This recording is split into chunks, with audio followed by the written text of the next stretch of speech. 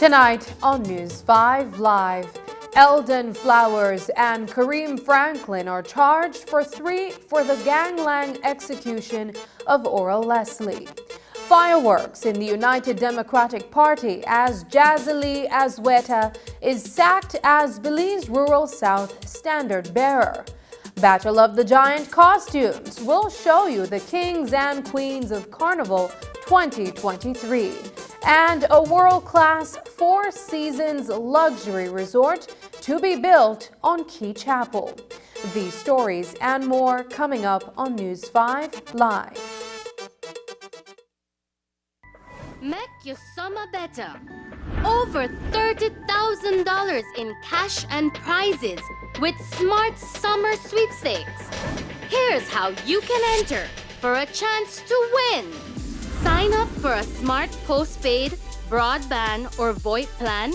Use $100 or more regular prepaid credit. Do a SIM swap or text in to the short code 786. In the body of the message, enter the number of entries you would like to purchase. No waste no time. You can be the winner of weekly prizes. All methods give you more chances to win. Local airline tickets, overnight stays at numerous resorts, cash prizes, gift certificates, and much, much more. One lucky person will win the grand prize valued at $10,000, courtesy of Smart and the Belize Tourism Board. Promotion ends September 15th. So make your summer better by getting in the race to win with Smart's Summer Sweepstakes. Smart, bringing people together. Get ready, babe. We're going on a vacation. Finally, where are we going? Don't worry, babe. I have we covered. Are you sure you know where we're going? Yes, babe. Oh, right there, see?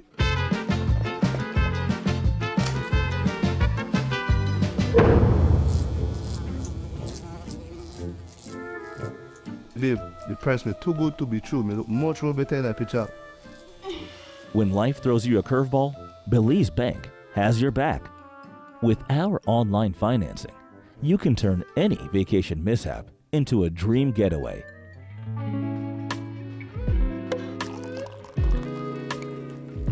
Cheers to Belize Bank for making our dream vacation a reality. Thanks to you, babe, to turn things around. No thanks to you, cheapo. Ouch. Experience the future of financing with Belize Bank online, where you can secure funds for anything, from anywhere, at any time, all without stepping foot in a bank. Apply for a loan today and unlock a world of possibilities. My Social Security. Your direct online access to all your Social Security information. 360 view of all your Social Security information. Registration services, benefits, contributions, and employer services at your fingertips. Enjoy all the new features with your My Social Security account. Register with SSB. Submission of benefit claims. Submission of contribution statements. View contribution record. Enjoy all your My Social Security feature at ssbportal.org.bz. Social Security at your fingertips. Caribbean Sprinter is proud to offer our best available rates to Belize residents online at sprinter.bz. Register today for our Sprinter Rewards program located on the resident section of our website. Skip the line when you book online with online check-in.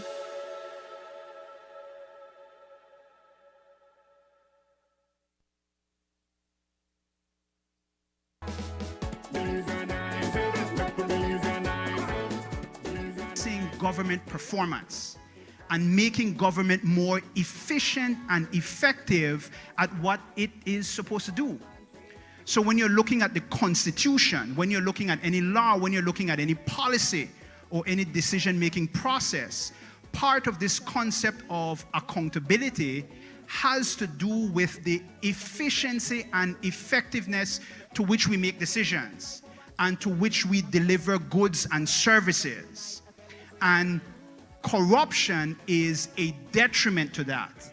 But corruption and dealing with corruption is not a focus. The focus is on dealing with good government.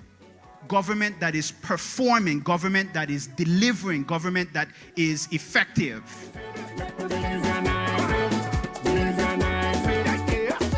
It's time for you.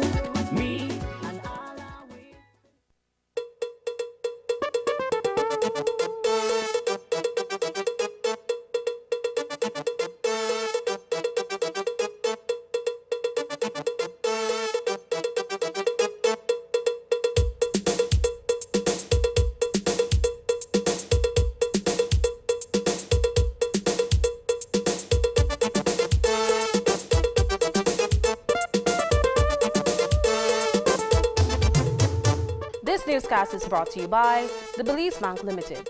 Our country, your bank. Good evening and welcome to News 5 Live for Monday, September 4th. I am Sabrina Daly. Tonight, 2 gunmen remain behind bars at the Belize Central Prison after being arraigned earlier today for the shooting death of 34-year-old Oral Leslie on August 27th. As we reported last week, Eldon Flowers and Kareem Franklin were nabbed by Belize City Police near the roundabout on Freetown Road, moments after the businessman was executed in the Yabra area, near the intersections of Regent Street and Albert Street West. They were found in possession of 2 weapons, including a 9mm firearm. While Flowers and Franklin were charged for those firearm offenses, they were also the prime suspects in Leslie's murder.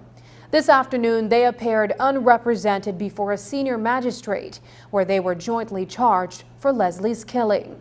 They were also charged for the theft of a motorcycle belonging to Haitian security supervisor Jean Michelet Desire. According to Desire, while conducting a security check on her Million motorcycle and riding along Albert Street West, she was attacked by 2 dark-skinned male persons who were armed with a handgun. The 48-year-old woman was subsequently relieved of the motorcycle at gunpoint. Thereafter, both men made good their escape. Flowers and Franklin are due to return to court on November 3rd, 2023. An Asian businessman was injured during an armed robbery that was caught on surveillance footage over the weekend.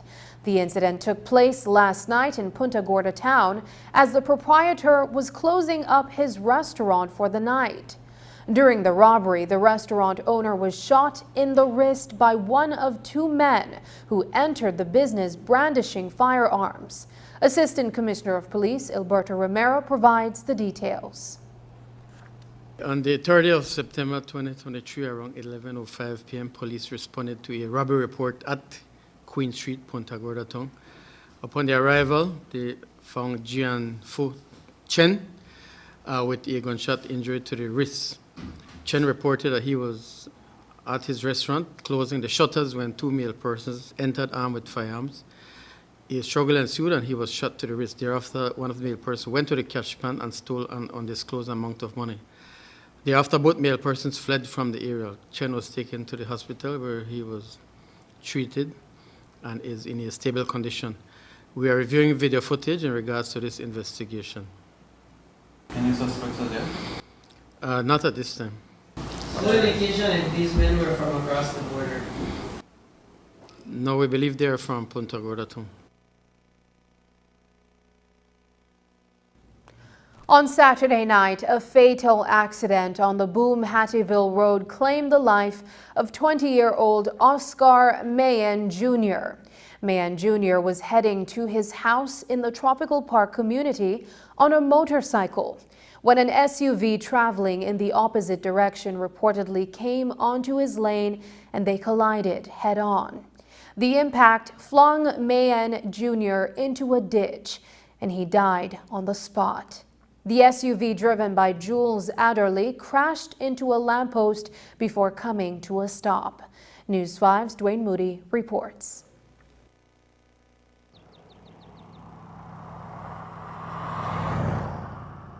It is a tough time for the family of 20-year-old Oscar Mayen Jr. because earlier this year, his father also lost his life in a traffic accident and on the same stretch of road. On Saturday night, Mayen Jr. was traveling on a motorcycle towards Hattieville when he collided head-on with an SUV coming from the opposite direction. Upon the arrival on the Boom Road, they saw a Toyota 4Runner crash into a lamppost. Also seen in the area was a motorcycle damage. Also seen was the lifeless body of a male person, later identified as Oscar Mayen, 20 years. Oscar Mayen was taken to the Calhoun Memorial Hospital where he was pronounced dead on arrival. Investigation revealed that Mayen was traveling on the motorcycle towards Boom and the Toyota 4Runner was traveling towards the Philip Golson Highway when they collided. The collision took place on a curve in front of CDS gas station on the Boom Hatterville Road. Omar Martinez, an employee at the butane depot, witnessed the ordeal. He says that the motorcycle burst into flames and he extinguished the fire before assisting Mayan Jr., who perished in front of him. It was around minutes to 11 and the collision happened right there, so in front of the gas station.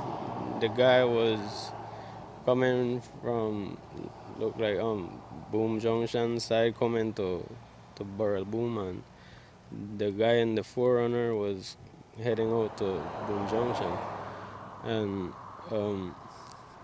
he just looked like he was distracted, must have phone or something, and must have, when they collide with the young guy on the motorcycle, looked like he panicked and run straight up into the lamppost. Explosion when it crashed? When they collided, the motorcycle just caught on fire, and I just came out and I extinguished the motorcycle, and the guy collapsed right there and didn't even had pulse for like 1 minute, and then he just passed. Martinez says that he is still traumatized by the incident. It is not the first fatal RTA within proximity of that curve.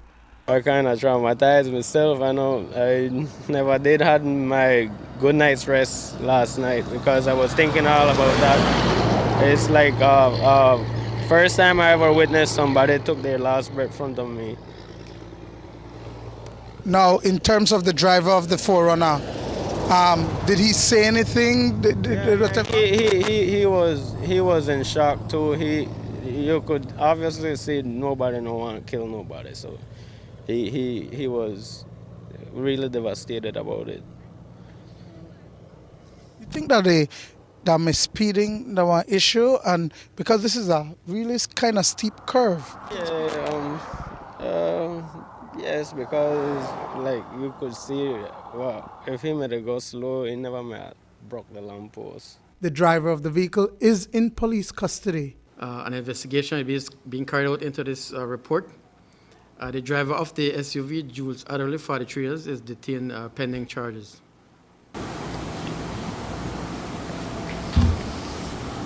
Were any of the motorists drinking at the time? We do not know. A urine sample was obtained from Jules Adderley. Dwayne Moody for News 5.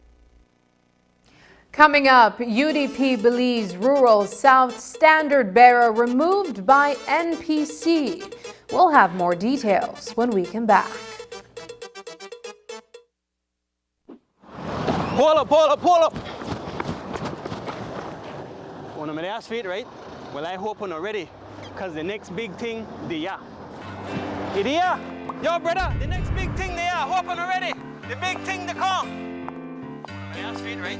Well, I hope I'm not ready, because the next big thing, Well, I hope you're ready, because the next big thing is coming. Never worry about it. One of my last feet, right? It here now. Hope you're ready, brother. Unlimited experience there. You are never around a day again. Listo, porque ya está aquí. Unlimited is unlimited.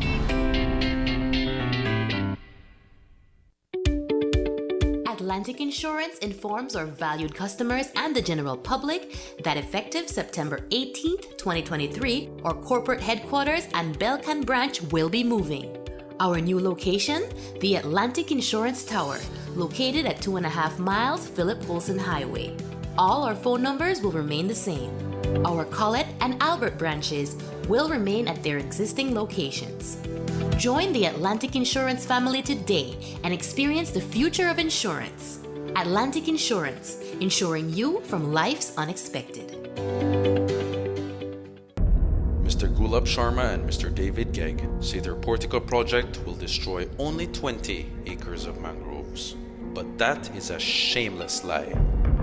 Listen to what Belize's expert on mangroves, Ms. Nadia Budd, has to say about it. We know that it could result in devastating impact on mangroves within the region. So it will lead to, impact, significant loss of mangrove coverage, and that's of course a concern for us because we are working to try and protect mangroves.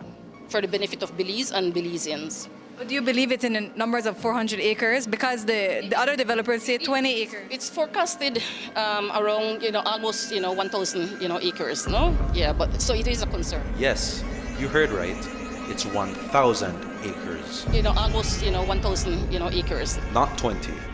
Mr. Sharma and Mr. Gegg, Belizeans will not allow you and Royal Caribbean to destroy almost 1,000 acres. Acres of pristine mangrove forest our children are to inherit. Portico, bad for the environment, bad for Belize. Get between Belize City, Keycocker, and San Pedro on a ferry faster than anyone else with Caribbean Sprinter. You better Belize it. Get with us online at sprinter.bz.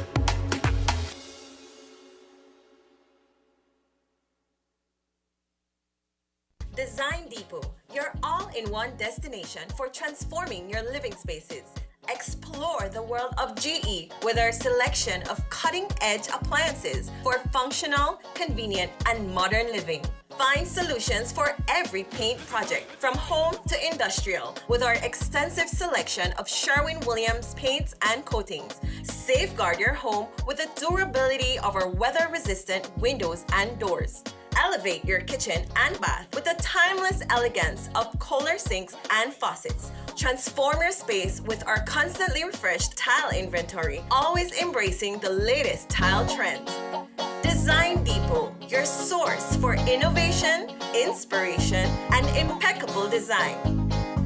Design Depot, all in one place. Prime Minister, your recent decision to increase diesel prices by over $1 is a betrayal of your own words. The price is set by government. It is the tax that is going up. It is because the Prime Minister needs to have that 42% or over $5 per gallon on fuel. Why is it that the price of fuel continues to go up? The government is overtaxing the Belizean people on fuel. Were these words only convenient back then? Campaign promises from a lying politician? Do they no longer apply now that you are Prime Minister? If it was asinine and a stupid argument back then, your decision today is equally asinine and stupid. Now you're the one overtaxing the Belizean people on fuel. Todos ganamos was a lie.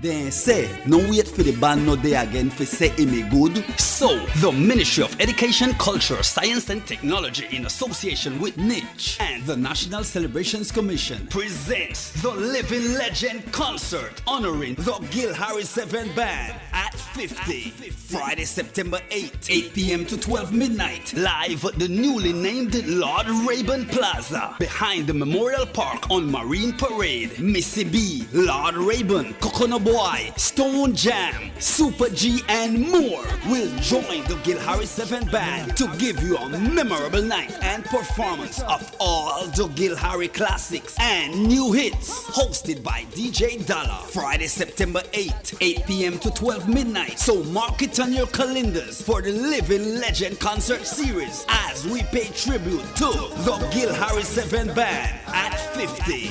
Sponsored by the Ministry of Education, Culture, Science and Technology, the Honorable Francis Fonseca, NICH, and the National Celebrations Commission.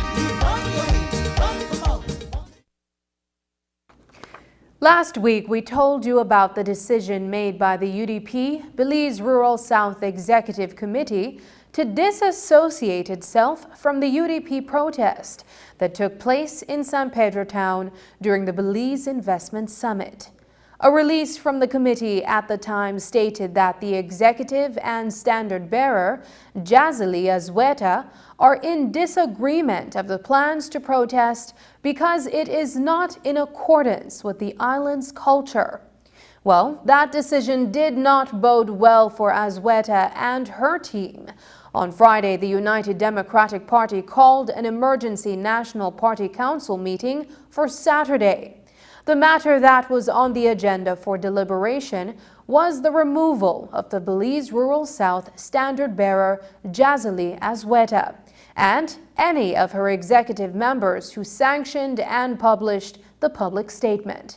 The central executive of the UDP believed that the statement injured the party and was in violation of the Constitution and two of the NPC's latest resolutions. During the emergency meeting, 57 members voted in favor of removing Azueta as standard-bearer. 12 persons voted against. Among those who voted against the motion included the area representative for Albert, Tracy Panton, Caribbean Shores, Andrew Bradley, and Cayo Norte's Omar Figueroa. This morning, Azueta took to social media to say, quote, "I must say that the recent events, including my expulsion as standard-bearer, has brought the United Democratic Party to an all-time low. It has eroded the most basic core of value of the party, which is the democratic process," unquote. Azueta also took shots at UDP party leader Moses Shine Barrow, saying, quote, "I wish to send a message to Shine Barrow requesting that he come down from his high horse and to start respecting the will of the people of Belize, and for the NPC to ensure the party leader remains in check. Otherwise, he and the UDP will never stand a chance at forming the next government," unquote. And late this evening, an audio recording of Saturday's NPC meeting was leaked. Here is a snippet from the 20-minute leaked audio. This is not about making a mistake and oh, we're sorry. Nothing will change in San Pedro as far as the deteriorated state that it is in right now, according to the delegates themselves. Member from Albert, I don't know if you were I don't believe you were in the meeting on Monday, but in the meeting on Monday, the delegates themselves from Belize Rural South said that Belize Rural South is in shambles. These people claim that they are never consulted, they are never given the opportunity to participate, and most importantly, they were not consulted on that statement. Can I finish? I didn't interrupt you. I did not interrupt you. I did not interrupt you. Can I finish, please? Yes, you may. Yes, you may. So it is important to understand that if we forgive Jazz, all this will do is embolden her, because there's an attitude that she has and some have out there that they live in a different world from the rest of the UDP and they can do what they want. And then the reason that is dangerous. We are all adults and we have to take responsibility for the things we do when it comes to the party. We are at a vulnerable position, and our aim, our focus, all of us, is about reaching victory 25. So everything we do reflects and evolves around that. Sometimes I feel like people take certain liberty, which has been done since party leader was elected, and they do a lot of things to disrespect the party leader. Miss Jazz, I don't know you, and as women, we tends to be a little weaker and tends to want to follow where strength is. I'm different. I stand alone, and it doesn't matter who likes me or not, but I will always make the decision that is in the best interest of the people that I represent. Just a couple of weeks ago, when the news came out about the of Andre Paris, I mean, we were practically rejoicing because we had the kind of weapon, we had the kind of ammunition, we had the kind of wherewithal that we needed in order for us to bring down Andre Paris. How did that transpire from bringing down PUP to us being here today about to take serious decisions for the party? Last week, when we sat down with Gualberto Wally Nunez, the mayor of San Pedro Town, he commented on the UDP protest. We asked Mayor Nunez about the culture of San Pedranos, and Jazely Azueta and her team referred to in their press release. Here is what he told us. Here on the island, we have been very united, regardless of political affiliations or beliefs. Everybody has been united here, especially when it comes to something in need, right? And we have never seen that type of protests and things that we fight with each other physically. We respect each other here on the island, and I believe it is a culture for both islands, San Pedro and Kikaker as well, because we're very united when it comes to helping and aiding each other. So I believe that in a way, yes, that there is no culture of protests and stuff like that, but it just begs the question when you see that they can't get together. You have the leadership in the United Democratic Party and their executive here not being able to coincide and decide what they want to do. So it just shows division. On Saturday, a group of people from several villages in Toledo took part in a motorcade from Indian Creek to Punta Gorda, where a rally was held as part of the launch of a new movement. The group, called Belizeans for Constitutional Rights, was formed to educate and rally for villagers who feel that they have been disenfranchised of their right to own a piece of land through the ancestral land tenure system that has governed the management of land in several Maya villages in rural Toledo. Chairman of BCR, Harold Usher, who is also the chairman of Yemery Grove, told News 5 that since a Caribbean Court of Justice ruling that was handed down in April of 2015, anyone who wants to acquire their own piece of land through the government's land title system can't.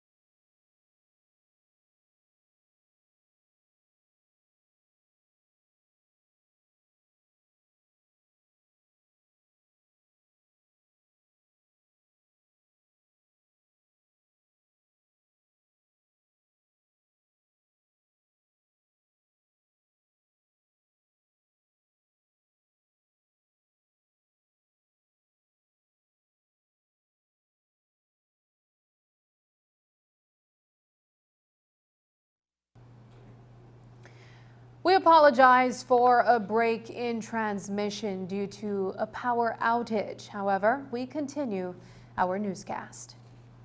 On Saturday, a group of people from several villages in Toledo took part in a motorcade from Indian Creek to Punta Gorda, where a rally was held as part of the launch of a new movement. The group, called Belizeans for Constitutional Rights, was formed to educate and rally for villagers who feel that they have been disenfranchised of their right to own a piece of land through the ancestral land tenure system that has governed the management of land in several Maya villages in rural Toledo. Chairman of BCR, Harold Usher, who is also the chairman of Yemery Grove, told News 5 that since a Caribbean Court of Justice ruling that was handed down in April of 2015, anyone who wants to acquire their own piece of land through the government's land title system can't. That has discouraged villagers, even some Mayas, from farming on land that they cannot own.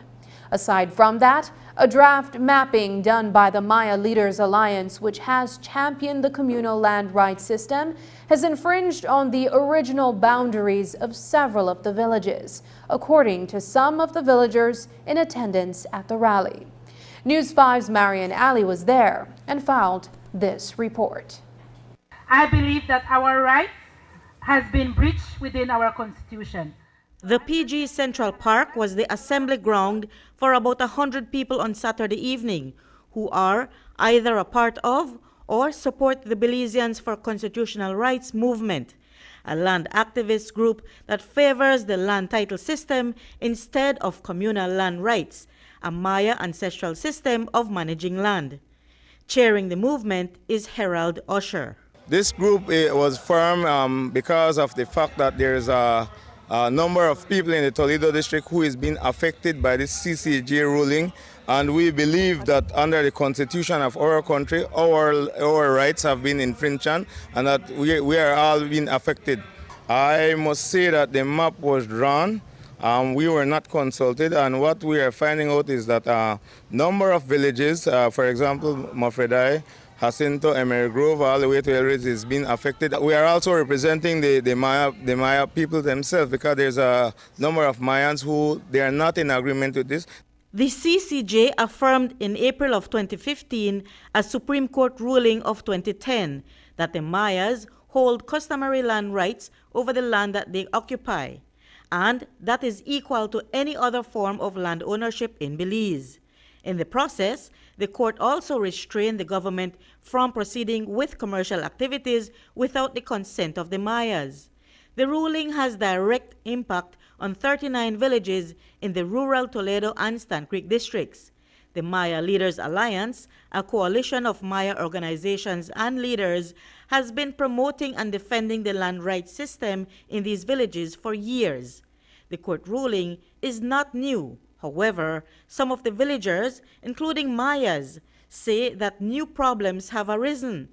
Many of them do not support the communal land rights system because they want to own their own piece of land, particularly since their populations have been growing. Due to the ruling of this CCJ court, the MLA has been granted rights so that they can actually demarcate land.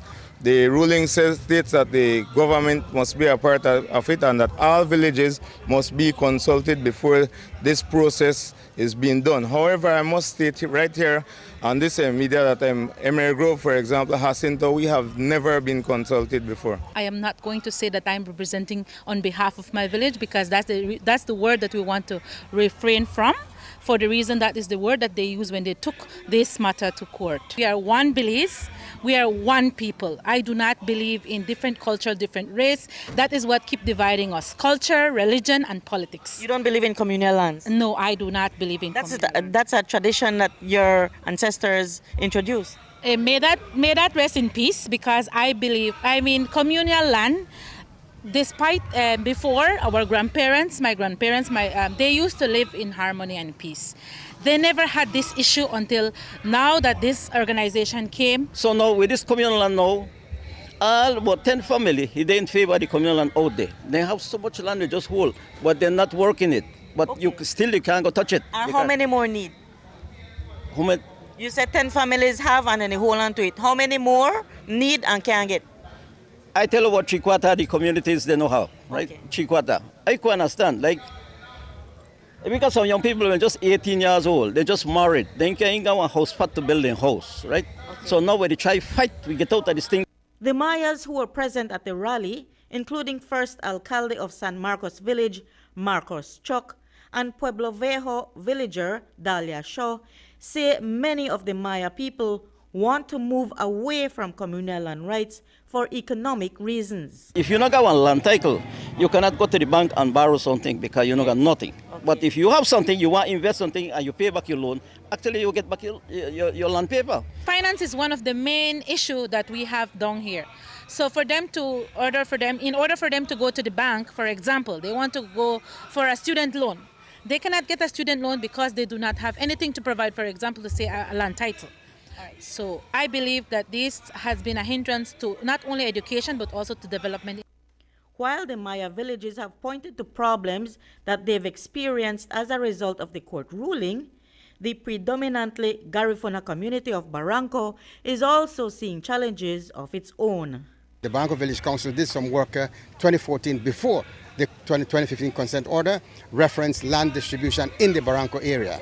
And what is very sad and very sad, very unpleasant, and we are not happy about it, that those areas that were a part of our work before the consent order, are no longer.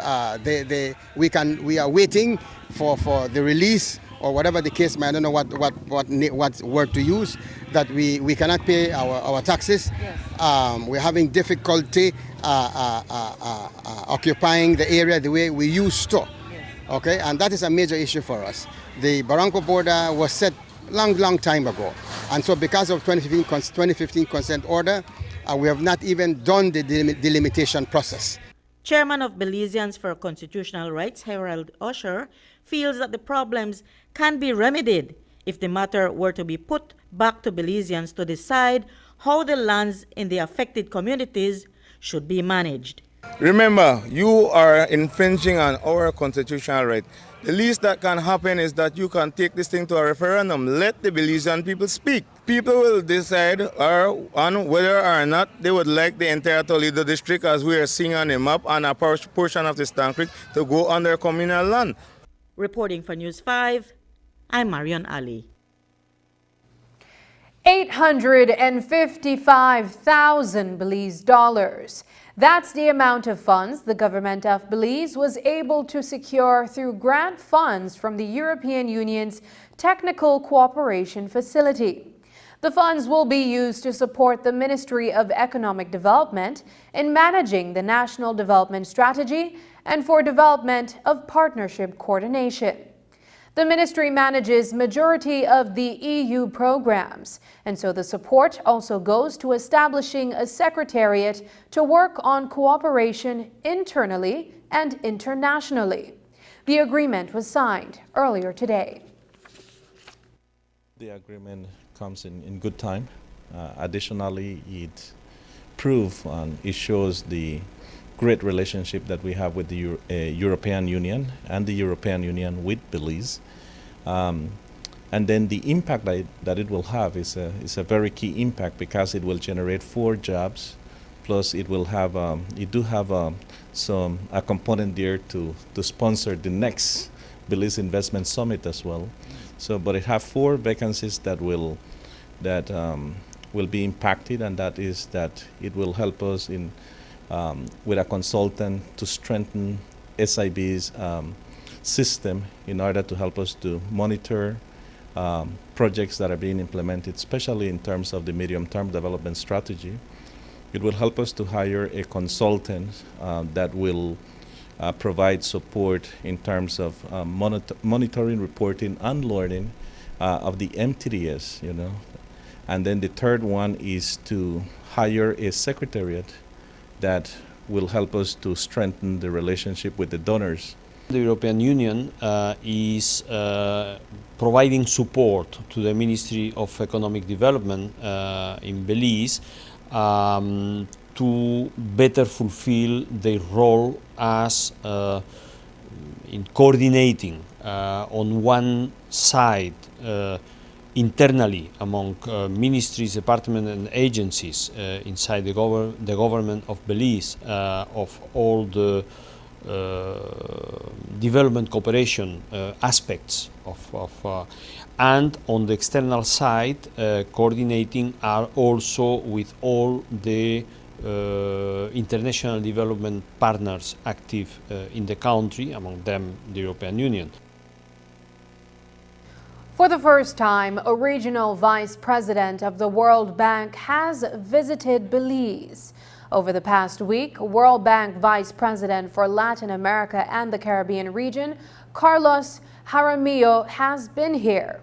He told the government's press office today that the World Bank wants to deepen its relationship with the government of Belize and support us in a number of areas where the bank believes it can be useful.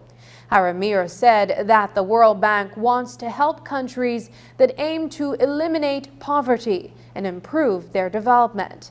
And Minister of State in Finance, Chris Koyi, explained today that Belize is looking to increase our energy capacity significantly. So we've been making inroads in this partnership, and right now we have engagement in health, which arose out of the pandemic.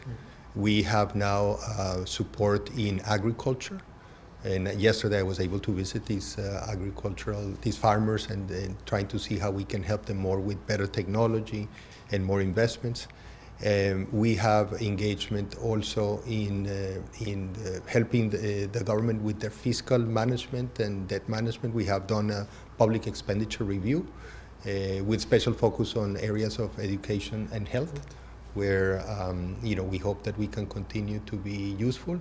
And maybe very importantly is the blue economy, and we have a project that we are designing that we hope will come to maturity early next year, which is about blue cities and how to help Belize continue to consolidate this blue economy.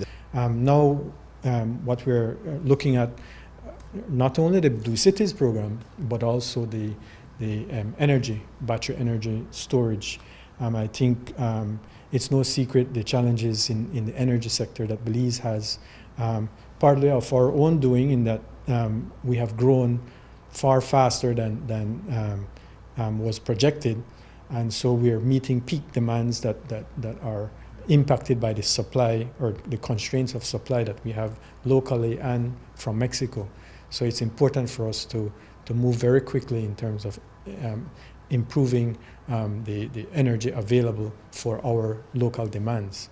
The battery energy storage project that we're looking at should attract or should bring between 40 and 50 megawatts capacity. After the break, a luxury Four Seasons resort is planned for Key Chapel.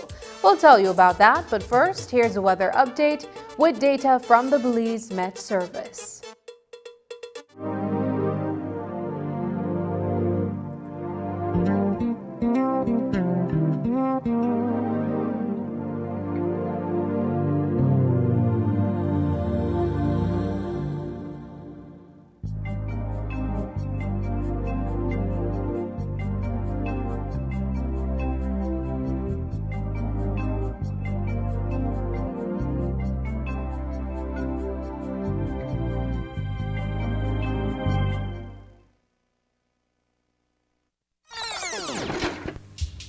Prime Minister, your recent decision to increase diesel prices by over $1 is a betrayal of your own words. The price is set by government. It is the tax that is going up.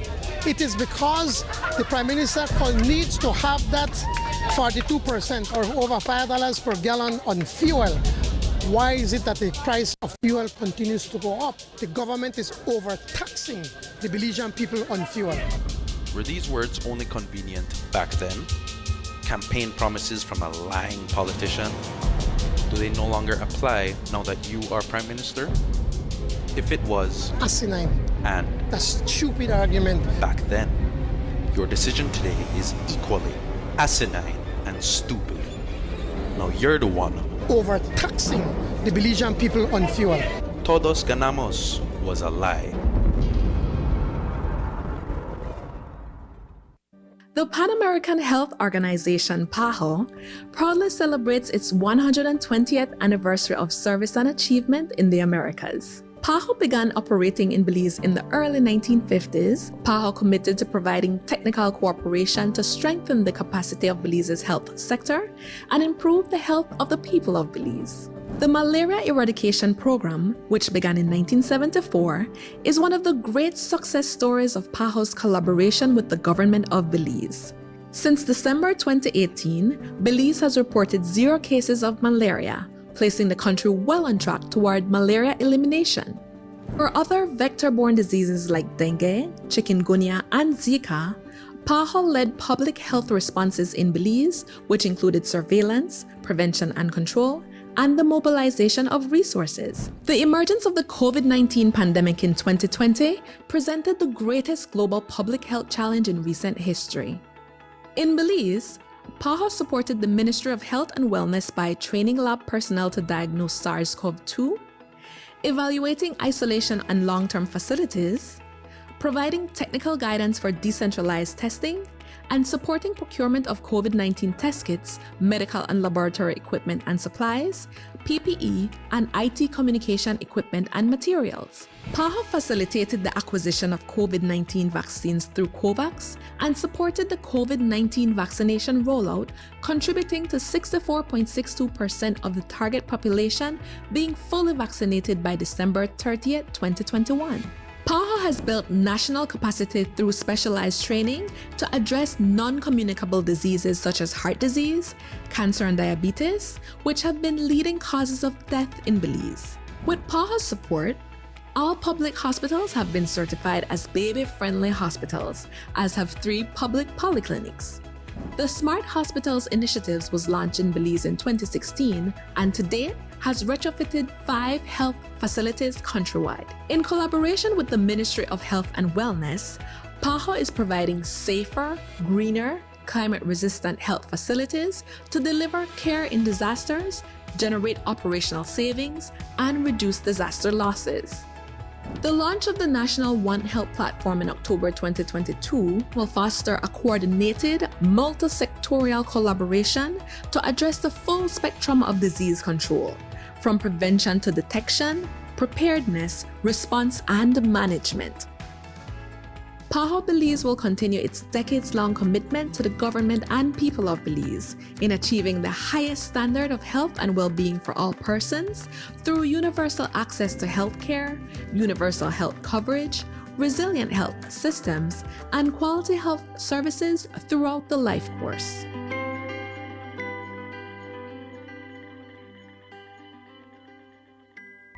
Make your summer better. Over $30,000 in cash and prizes with Smart Summer Sweepstakes. Here's how you can enter for a chance to win. Sign up for a smart postpaid, broadband, or VoIP plan. Use $100 or more regular prepaid credit. Do a SIM swap or text in to the short code 786. In the body of the message, enter the number of entries you would like to purchase. No waste no time. You can be the winner of weekly prizes. All methods give you more chances to win. Local airline tickets, overnight stays at numerous resorts, cash prizes, gift certificates, and much, much more. One lucky person will win the grand prize valued at $10,000, courtesy of Smart and the Belize Tourism Board. Promotion ends September 15th. So make your summer better by getting in the race to win with Smart's Summer Sweepstakes. Smart, bringing people together. On Saturday afternoon, a groundbreaking ceremony was held on Key Chapel where a mega $1 million tourism development project is set to commence. The island is the construction site for a Four Seasons luxury resort, complete with several overwater villas. Coming in at an initial price tag of $200 million, representatives of the investors, as well as Prime Minister John Briceño and several other government officials, were on hand for the big reveal. News 5's Isani Cayetano was also present at the ceremony and filed the following report. Ground has been broken for the construction of a world-class luxury resort on Key Chapel. The island is privately held and its owners are partnering with the Four Seasons brand to develop an idyllic vacation stay just off the coast of Belize. Jorge Vargas is the development director. He's been working on Key Chapel since 2016. We have 110 hectares of property here. It was previously disrupted, but what we are trying is to maintain as much as we found of the original property and using and creating a new environment for a community in the property. As you can see, the property goes from south to north. We have a total of 8 kilometers of coastline, 4 facing to the east side with great sunrise open to the reef, and the other 4 kilometers are facing to the west side with the beautiful sunsets that we can achieve here. The initial phase of the undertaking by the Key Chapel Development Company will see an investment of $200 million, which will include a hotel, as well as a 10-hole golf course designed by renowned pro golfer Greg Norman. Prime Minister John Briceño, as well as his administration, has been supportive of the initiative. I think it's something exciting for Belize, that finally now we have the Four Seasons in Belize. I think it's something that's going to help to transform or to continue to transform the tourism in Belize. And so I'm very happy, I'm very excited as a government that we can have now a group of investors wanting to build the Four Seasons in Belize. The 5-star hotel promises 104 rooms, as well as 50 private residences. With an investment of more than $200 million, it represents a vision that transcends boundaries and a commitment to excellence that knows no limits. Key Chapel will soon transform into a world-class paradise with a range of offerings that are simply unparalleled. Imagine waking up next to a breathtaking views every morning, knowing that you are part of the largest private luxury resort development in the world. This, my friends, is the future that we are shaping today. The plan includes a number of overwater structures that are associated with the hotel chain, and as many as 97 lots are being offered for sale for residential development. To build the hotel, however, a Panamanian company has been contracted. Now we're in good shape to say that we will are in the process of starting heavy construction, and for the second part of 2025, we will open the hotel. Okay, so next 24 months will be of heavy construction, but we will open the hotel before the end of 2025.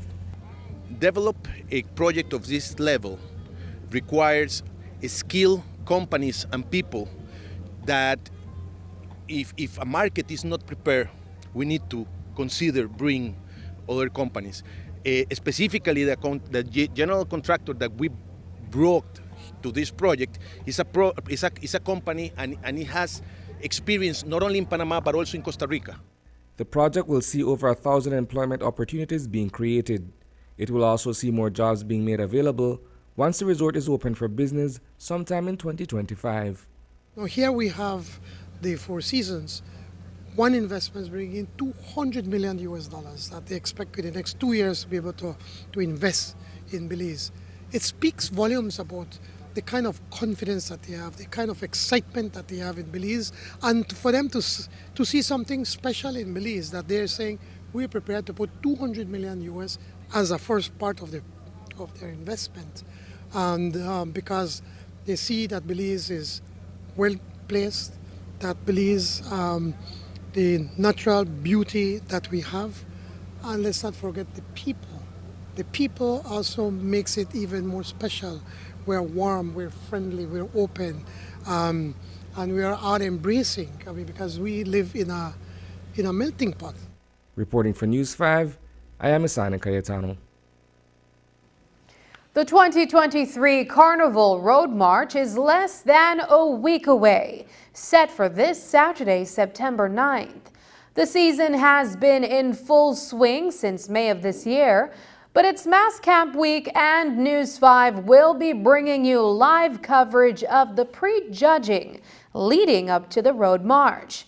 There are a total of 9 bands competing in the Bacchanal. 4 non-competing bands are also being featured this year. But the Carnival King and Queen competition, which is judged separately from the Road March, took place over the weekend. News 5's Dwayne Moody reports. The Battle of the Giant Costumes raged at the Belize City Civic Center as 9 competing bands in this year's Carnival Road March fielded a king and a queen costume for their storyline. The judges were looking for creativity, originality, mobility, and of course the carnival spirit. President of the Belize Carnival Association is Patrick Thompson. This is one of the big events apart from the Road March, which is the King and Queen. And I must say this year, from last year, we improved, right? We have 9 bands competing here tonight, which is 5 in the junior category and 4 in the senior category. And I must say in the senior category, we had a new band, which is Mascal, you know, and they really showed us, they want Carnival from Mascal. The King and Queen is its own judging, you know, but the only thing is that the King and the Queen must be in the Road March for them to qualify to be the Road March champion. What we have to understand doing is that the King and the Queen is the backbone of their storyline that they will be presenting. So like how we see tonight, we had where one of the group were in the forest and we're talking about the creatures. Well, on Road March, the revelers will be the creatures and the King and Queen is the protector of those people. So the King and Queen enhance the revelers come Road March. For the juniors, Jump Street Posse swept the competition, winning first place for both the King and Queen categories. Their band leader is Marina Welcome, who says that this year she's doing Disneyland.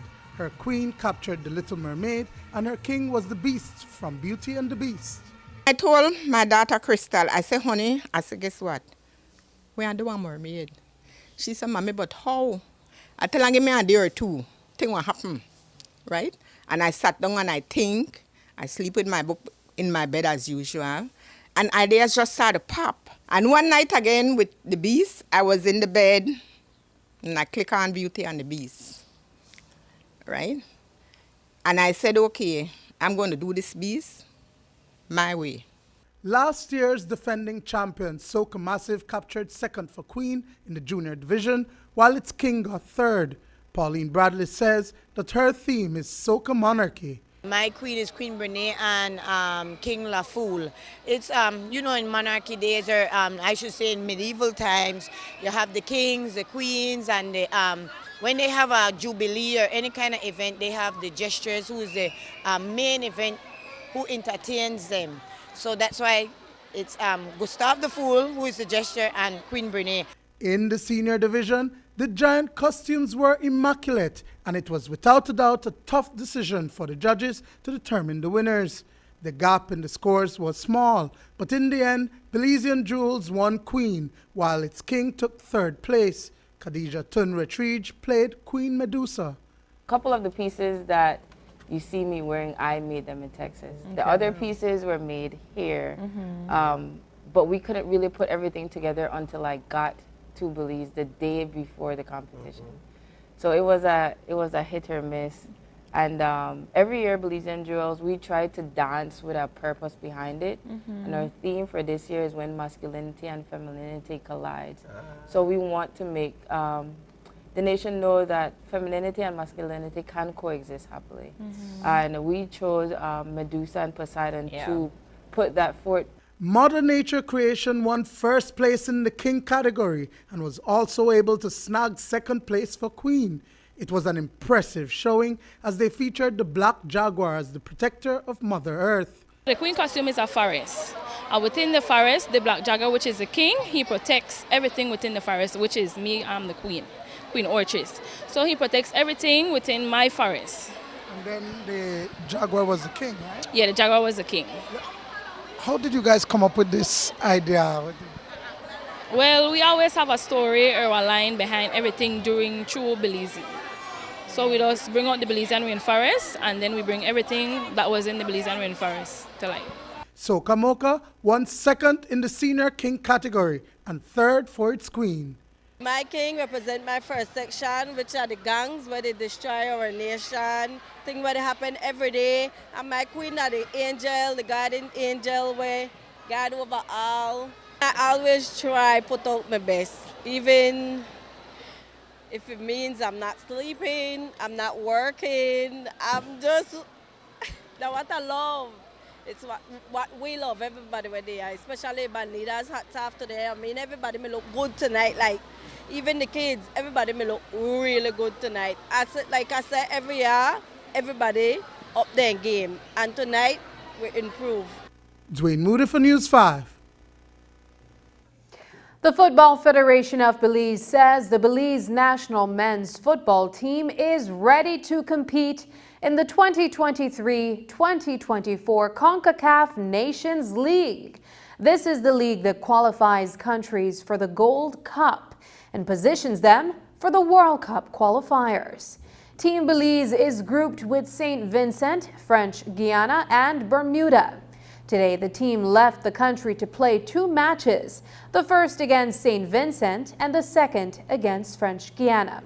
We caught up with them at the Philip Gosen International Airport this morning. I told the team this morning, you know, they are well prepared. They get everything they need to be comfortable, to be well rested, to be mentally prepared. And we've been doing well in the other disciplines, especially over the summer. All the other disciplines have been doing well. Now it's our turn. We have underachieved. And I've stressed we have underachieved the past 2 seasons, the past 2 years. Now it's to go out there, the work has been done, it's to go out there and do it on the pitch. So let's hope they do it. Preparation has been good so far and we expect 6 points coming back to Belize. And it's a good group for us, it's a winning group and we are well focused and well prepared for this travel to French Guiana. We have been prepared, for with our club's teams, for these match.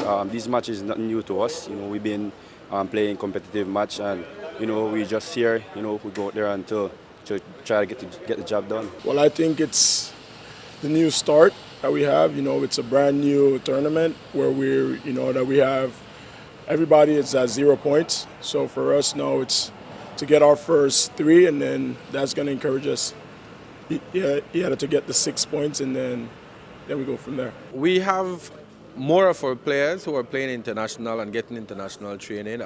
We have several at the Federation had sent out to play as well. So that basically is the approach we have been taking. Our players are more experienced. Also, if you notice the lineup, we have a lot of new, younger players who are basically doing great things in the local league, so we're building the team around those younger players. We still have a few veteran players like Everell Chop around as well. And so the intention is for a 4 to 5 year plan. I mean, the average age of our players right now is 21. When we return, cultivating hope. Belize's seaweed farming industry takes root.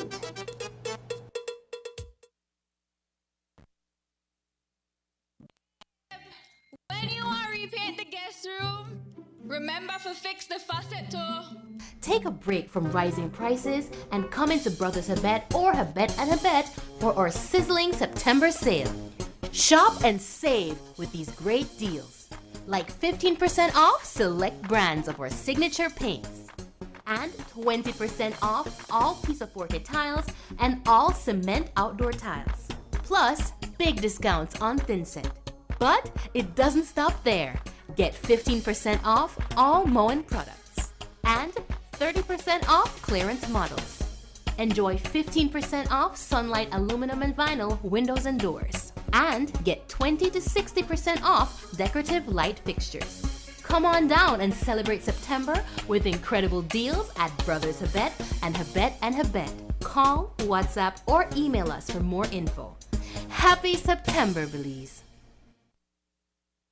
The Carnival season is upon us, and mass bands nationwide are gearing up for the September celebrations.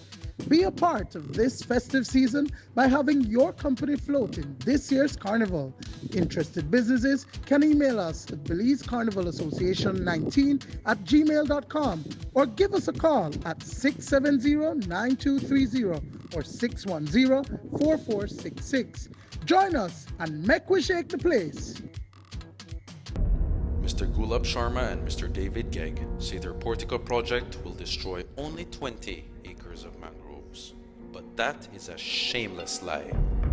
Listen to what Belize's expert on mangroves, Ms. Nadia Budd, has to say about it. We know that it could result in devastating impact on mangroves within the region. So it will lead to, impact, significant loss of mangrove coverage, and that's of course a concern for us because we are working to try and protect mangroves for the benefit of Belize and Belizeans. But do you believe it's in numbers of 400 acres? Because the other developers say 20 acres. It's forecasted around, almost, 1,000, acres, no? Yeah, but so it is a concern. Yes, you heard right.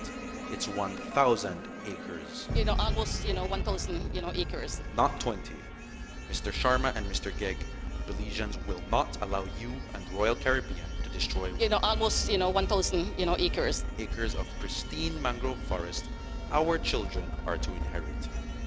Portico, bad for the environment, bad for Belize. Not only do we have the most reliable ferry service between San Pedro, Keycocker, and Belize City, we also have a pretty awesome crew. Check us out at sprinter.bz.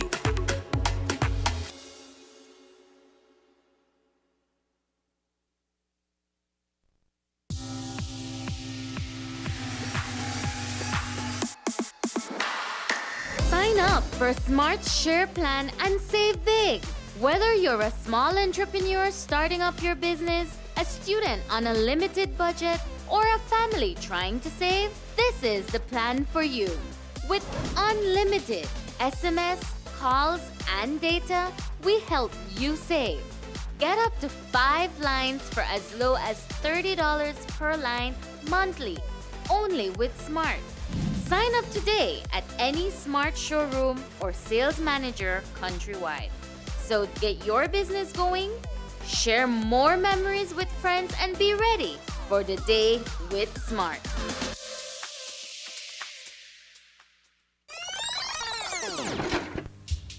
Prime Minister, your recent decision to increase diesel prices by over $1 is a betrayal of your own words. The price is set by government. It is the tax that is going up.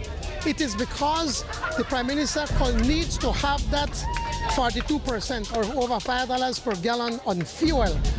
Why is it that the price of fuel continues to go up? The government is overtaxing the Belizean people on fuel. Were these words only convenient back then? Campaign promises from a lying politician? Do they no longer apply now that you are Prime Minister? If it was asinine and a stupid argument back then, your decision today is equally asinine and stupid. Now you're the one overtaxing the Belizean people on fuel. Todos ganamos was a lie.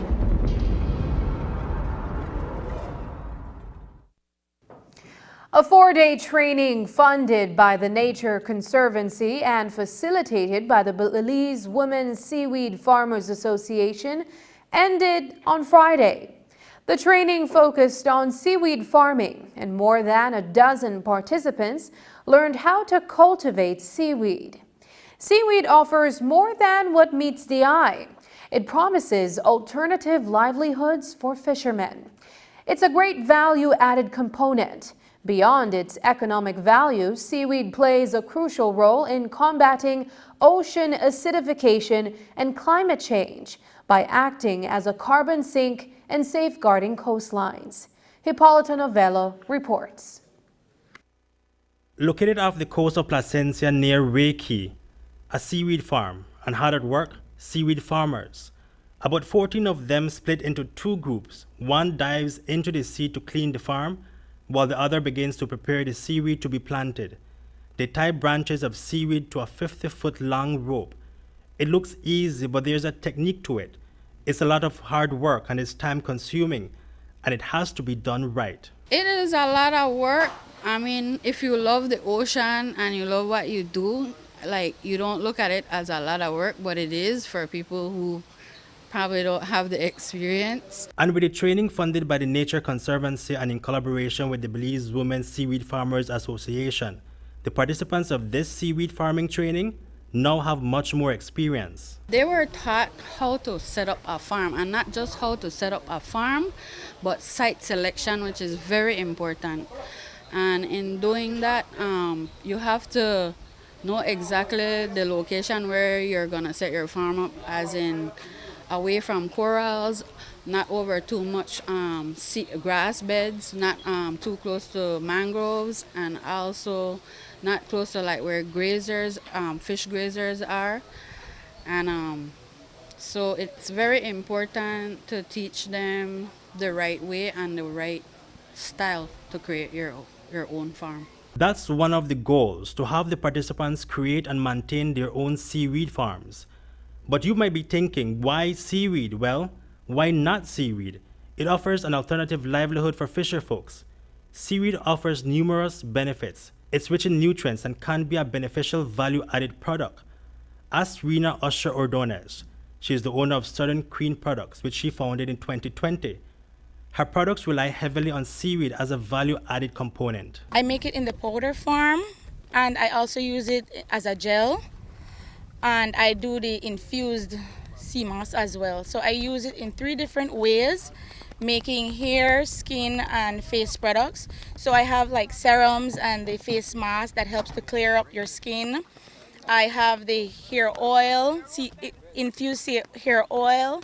I have the hair treatments that help to strengthen your hair and grow your hair. And that's just seaweed as a value-added product. Globally, the seaweed mariculture industry is huge and is fast expanding and evolving.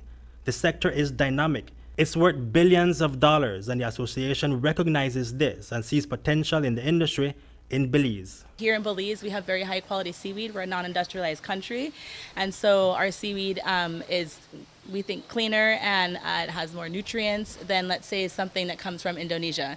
So right now on the market, Belize seaweed is about, say, 30 to 40 Belize dollars a pound. For the nutrients that it holds, it has, traditionally seaweed, as you all know, I mean, for us around here, it's been like a man's drink, right? It's your uncles, your grandpas, everyone else drinks seaweed, right? Seaweed punch, put it back, right? There is some truth to that because of the minerals in that. No, it's not a joke. There is some truth to that, but the narrative that, at least for me, is important to change is that it's really good for women as well. So it's the only natural form of vegetable-based collagen, which is really good for hair, skin, nails, anything you want. Seaweed has substantial applications in various industries such as pharmaceuticals, cosmetic, bioenergy, nutraceuticals, and alternative packaging. Seaweed farmers in Belize have moved from harvesting wild seaweed to cultivating seaweed. But beyond that, seaweed plays a significant role in combating ocean acidification and addressing climate change. Seaweed is a carbon sink. It absorbs and stores carbon dioxide, CO2. This helps reduce the concentration of CO2 in the atmosphere, mitigating global warming and ocean acidification. Seaweed can stabilize coastline and protect against coastal erosion by reducing the force of waves and tides. By doing so, it indirectly contributes to the preservation of coastal habitats. Seaweed can absorb excess nutrients such as nitrogen and phosphorus from coastal waters. These nutrients often lead to harmful algal blooms and dead zones. While seaweed cultivation and restoration can provide valuable ecological and climate-related benefits, it is essential to manage these activities sustainably to avoid unintended environmental consequences. Proper monitoring and regulation are necessary to ensure that seaweed farming practices do not harm native ecosystem or lead to other environmental problems. The regulation/legislation would create the necessary guidelines to then expand and further develop the industry. But I believe if we work collectively, we work together, both private sector, government, NGOs like the Nature Conservancy and other NGOs that are co-managing marine protected areas in this country, we can be successful. I say again, time and time again in the trainings that we do, we need to work together. If we work together, we will succeed, and not working against each other. Reporting for News 5, Hipólito Novello. The brushes that impair visibility for drivers around curves on the nation's highways are being eliminated through a joint effort by the Ministry of Infrastructure Development and the Kobe Foundation. And just in case the thought of prisoners armed with machetes along the highway make you wonder about public safety, prison officials say you need not worry. The inmates who are being used in the program have a degree of trust and have shown the desire to change and to serve the community that they have offended. News 5's Marian Ali reports. Drivers who have long complained about the lack of visibility around sharp curves on the highways will breathe a sigh of relief at the news that those brushes that once obscured their vision are being removed. Virgilio Murillo, CEO of the Kobe Foundation, which manages the Belize Central Prison, explained that the initiative was agreed upon by the Minister of Infrastructure Development and Housing, Julius Espat, and executive member of the Kobe Foundation, Francis Woods. We were given the task to chop the road sides on both sides of the highway. We started with the Burul Boom section from the Burul Boom Bridge all the way to the Hattieville junction where the roundabout is, where we're cutting anywhere from, bushing anywhere from 12 feet to 18 feet from the road edge. Civil engineer with the Ministry of Infrastructure Development, Alan Garcia, says the ministry wants to similarly improve the visibility on all of the country's highways. Currently, we are trying to bring back the standards of our highways, increase the visibility for safety for the drivers. And overall, it's something necessary, You could see here before, you couldn't see past this curve. And this some people would call a dangerous curve. Now you can see straight across, and that's the initiative that we want to do for all our highways right now. We started. And just in case you are wondering how safe the public will be with machete-wielding prisoners along the highways, CEO of the Kobe Foundation, Virgilio Murillo, says they are non-violent offenders. They're carefully selected. Certainly they have to be low risk. And certainly they would have been prisoners that are not getting into any prison rules violations, so to speak. They're certainly not violent prisoners, even if they are crimes or that of a violent nature. Certainly in prison their behavior and conduct is such that we see some level of trust in them.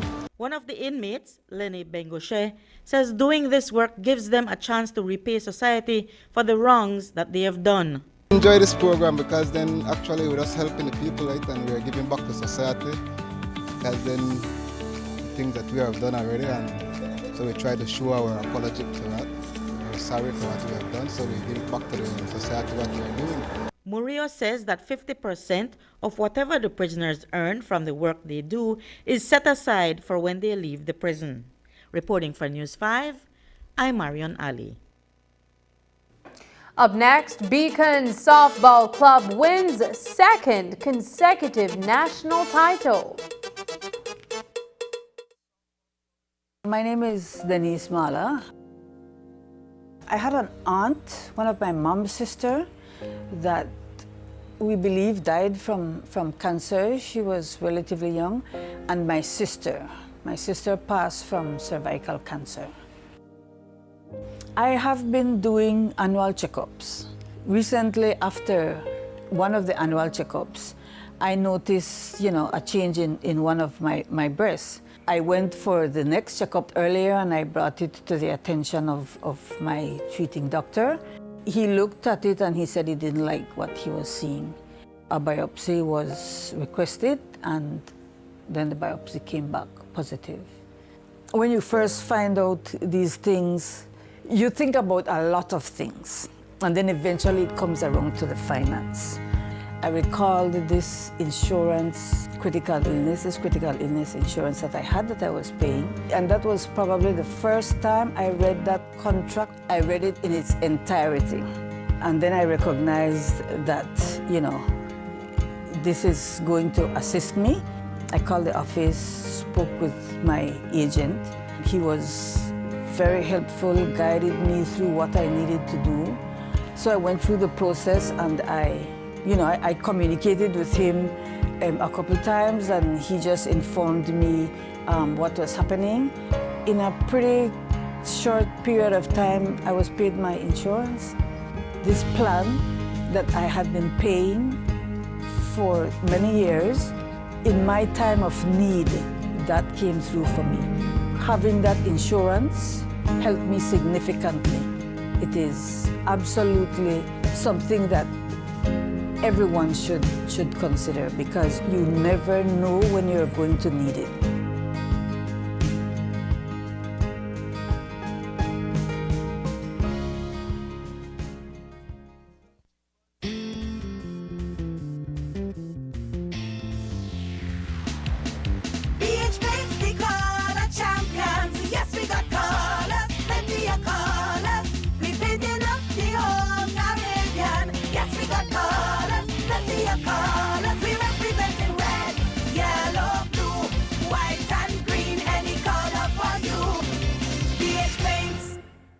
Available at Benny's, quality and savings.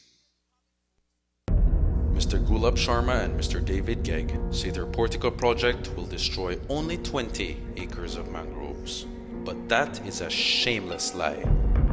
Listen to what Belize's expert on mangroves, Ms. Nadia Budd, has to say about it. We know that it could result in devastating impact on mangroves within the region. So it will lead to, impact, significant loss of mangrove coverage, and that's of course a concern for us because we are working to try and protect mangroves for the benefit of Belize and Belizeans.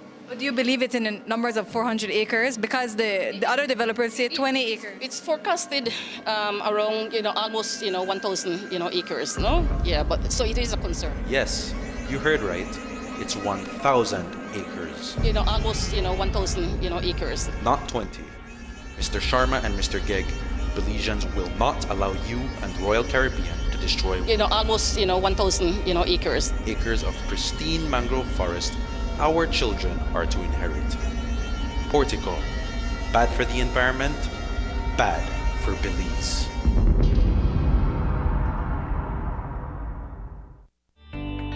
Taking its name from the venerable father of the nation, the George Price Highway stretches 77 miles from Belize City to Benqueviejo.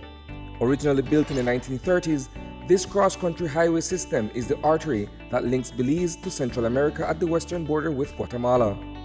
That connection facilitates overland trade, supporting Belize's economic development.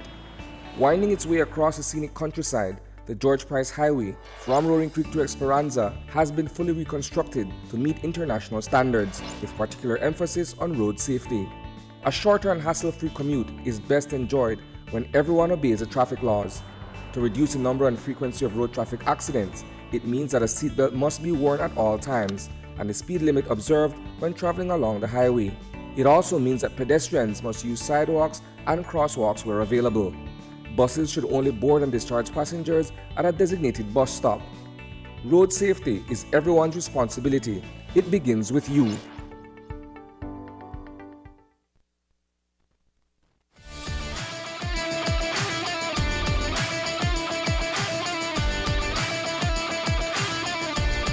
Good night and welcome to another edition of Sports Monday. I am Paul Lopez. Set your goals high and don't stop until you get there. That's a famous quote from American baseball player Bo Jackson.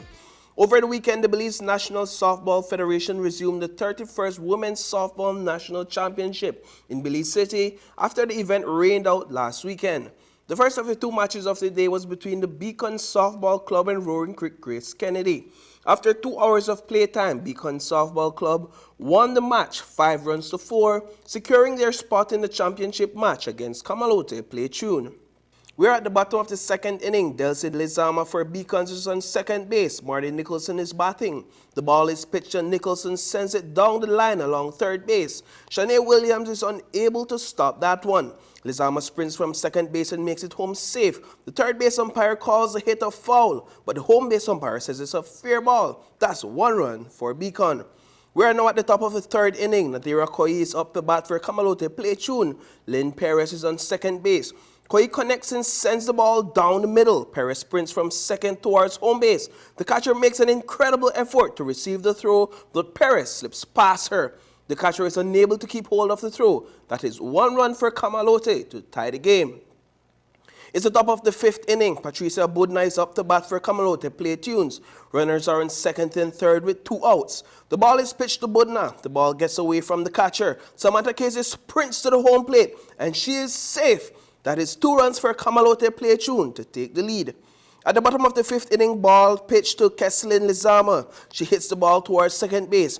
Kendall Morgan sprints from second to third base. The ball is thrown to the third base. That's a bad throw and a costly error as Morgan runs down the line to the home plate to secure a second run for Beacon. This is the top of the sixth inning. Tisha Lewis is up to bat for Kamalote. Nadira Koi is on second base. Lewis hits the ball towards the left field. Koi sprints to third base and then to the home plate. She makes a dive and makes it home safe. That is a third run for Kamalote. Here at the bottom of the sixth inning, Martin Nicholson is on third base for Beacon. The ball is pitched and the catcher is unable to hold the ball. Nicholson sprints down the line to the home plate and slides in to secure a third run for her team to tie the game. The teams have been exchanging runs in the last 2 innings, but it all came down to the 7th and final inning. Kamalote Play Tune was unable to make any runs at the top of the 7th. Beacon now has the opportunity at the bottom of the 7th to win the tournament with just 1 run. Keslin Lizama has made it all the way to third base. Christy Cherry is up to bat with 2 outs. Here is a pitch from Shandy Oriano. Cherry hits the ball across the left field to send Lizama home and secure the win. So there you have it, folks. Beacon Softball Club is your back-to-back national softball champions. And from softball, we move into some basketball action. A contingent of 6 over 55 basketball players from Belize represented the country in the 16th World Maxi Basketball Championship in Buenos Aires, Argentina. Team Belize defeated 7 teams over the last week to make it to the gold medal match against Puerto Rico, despite the fact that they only took 6 players to compete against full teams from countries with populations much bigger than Belize. That gold medal match was held on Sunday. Here's a recap. Belize take control at the tip-off. There's a drive to the basket and that's a foul. Belize is in possession of the ball at the top of the 3-point line. The ball is passed just outside the paint. There is a spin on the defender and that's an easy layup for Belize. Pass from just above the free throw line to number 13 for Team Belize, and that's another 2 points for Belize. On the other end of the court, number 13 for Puerto Rico lets off a 3-point shot, and that is money. Here, number 13 for Puerto Rico is left alone on the right corner. He steps in and fires off for another 2 points. Number 13 drives in the ball. He passes under the rim to his teammate who goes up strong for the layup for Puerto Rico. At the start of the second half, the game is tied at 38 points apiece. Here is a beautiful pass on the inside that leads to a quick shot from number 10 for Team Belize, and that is 2 points. Moments later, Frank Williams is at the 3-point line. He puts it up and scores. 3 minutes left in the third quarter. Belize is down by 3 points. Number 12 for Puerto Rico finds the opening along the baseline. He goes in for the easy layup to extend the lead. In the final quarter of the match, down by 6 points, Belize's Douglas Finland with the fast break down the court for a 2-point layup. With 5 minutes left in this match, Puerto Rico has extended their lead by 9 points. Number 21 for Team Belize banks a long-range shot for 3 points. Despite Belize's best effort, Puerto Rico would go on to win the match with 76 points to 63. Team Belize secured the tournament's silver medal, leaving their mark as the second best team in the world in the over 55 category. On the local basketball scene, fans are in for another spectacular season of the Belize Inter-Office Basketball League. The season officially began on Thursday night with 14 teams signed up. The big question here is which team will take home the 2023 rings. We send a huge shout out to all the organizers of this tournament. Of course, we will be bringing you coverage as the season progresses. And in volleyball, Nicaragua is set to host this year's Senior Women's Central American Volleyball Championship from September 6th to the 13th. Our senior national women's team left the country on Sunday en route to Nicaragua. We say all the best to Team Belize as they compete. Well, folks, that's all we have for you in tonight's coverage of Sports Monday. Catch you in the next one. And that's the news. Tonight's broadcast is available at channel5belize.com, on our Facebook and on YouTube. I'm Sabrina Daly. Thanks for joining us. And from all of us here at News 5, good night.